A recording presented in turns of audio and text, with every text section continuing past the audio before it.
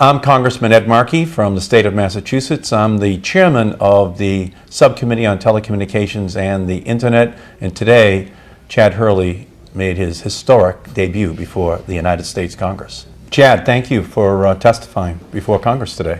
Thank you for having me today and taking a video of my first appearance. Well, you're a historic figure, and I think that's why so many members came today, and unprecedentedly high numbers. The members of Congress came, they stayed, and they wanted to see you and ask questions of you. Well, so what's the key to your success? In 2004, YouTube didn't exist. Now there are hundreds of millions of videos downloaded every day. What is the key to your success?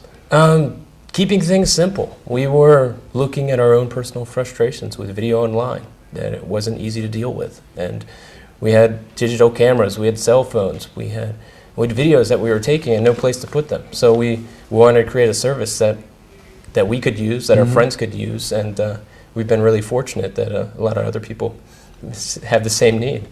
Now you talk about openness and the internet as a key component to the change which takes place. Could you talk about that a little bit, why that's an important concept? Yeah, well, an open internet allowed us the ability to start our business. We were on the same playing field as everyone else on the internet, and starting out of our garage, working on this project. And because of that, we were able to compete. And at the same time, consumers had the same ability to upload content to our site, to view content from our site without anyone discriminating against the bits that they were trying to deal with. Now, how does it feel to know that every one of the presidential candidates, every one of these people who is trying to become the most important person in the world is trying to figure out how to use YouTube in order to become president? How does that make you feel? It's exciting, unexpected. We would have never expected that 2 years ago when we started this site. But what were your expectations 2 years ago?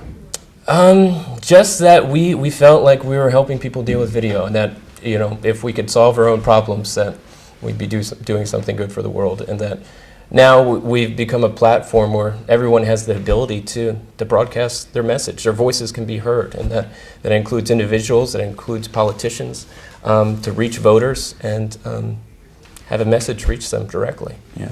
I mean, I don't think you get credit for all of the new jobs that are being created in campaigns all across America. I mean, people are being hired just to figure out how to use YouTube. Well, it's great. It's great to hear that. Yes. So, how many employees do you have now? We have close to 200 employees now. Yeah, but you've created a lot more employment in America than those 200 jobs. I appreciate it. I'm glad to hear that. And I think we're creating more market opportunities even beyond the political arena. The new ways that people can deal with media, individuals, independent filmmakers now have a chance to reach an audience that they didn't have a chance to reach before. Traditional media companies that are increasingly dealing with people spending time in different places. Now they have a chance to get a piece of video content in front of them and to not only monetize, but also promote, to drive people to experience something better, something on TV, something in a movie theater, or buying a DVD or a CD. So do you have any advice to congressmen who are thinking about using YouTube in their campaigns? What guidance would you give them? What advice? Be honest. Be direct. I mean, that's what video provides. You're talking directly to someone. So, stay true to what you believe in, and everything else will work itself out. And then, on the flip side too, if something controversial comes up, in the past, if it was broadcast through a traditional media outlet, you wouldn't necessarily have a chance to respond instantly. With YouTube, you have a chance to respond to any criticism that you receive online. So what did you think of your first appearance before the United States Congress? I didn't know what to expect. Seeing it on TV, it looks a lot larger. The room looks a lot larger, but it was fun. I mean, it's great to get up there and have a chance to talk about what we're doing, because we really feel it's going to have a positive impact not only for the industry, but for individuals around the world to have a chance for their voices to be heard. The example I told about of children in Africa now having a chance to watch videos through our site. It's a chance for them to see what's happening beyond their borders and really opening up their eyes, inspiring them to do more.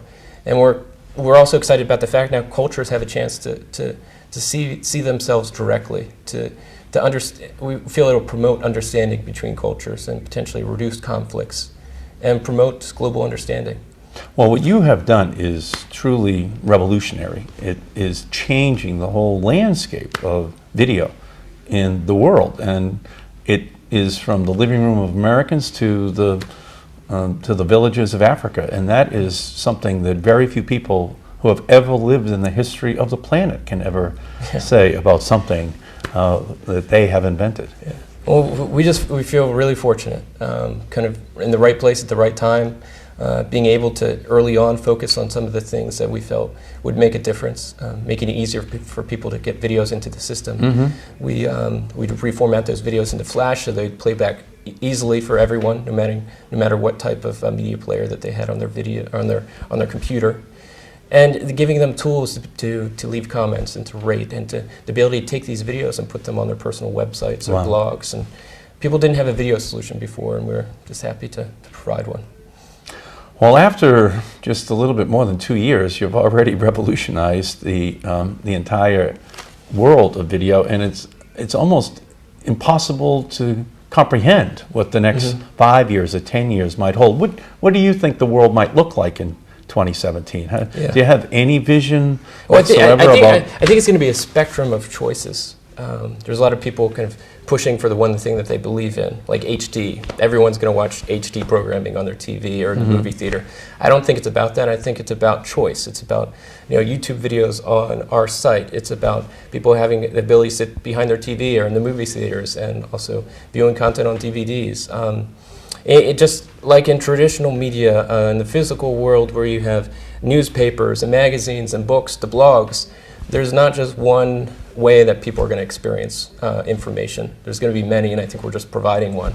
And also I think what we're providing is not only being able to access this video currently today on the internet, but we're expanding into the mobile arena where people have the ability to not only take video wherever they are to capture events that are happening around them, but actually have a chance to view video whenever, wherever they want. Well, I want to tell you, it was an honor for us to have you testify here today. I appreciate it. And we're going to look back at this as a big moment. We had Tim Berners-Lee in about 2 months ago, who was the creator of the World Wide Web, but no one has figured out how to quite take that and lift it to another level the way you have. And I think you follow in that continuum. I appreciate that. Thank you very much. Thank you. Thanks for coming in today. Thanks.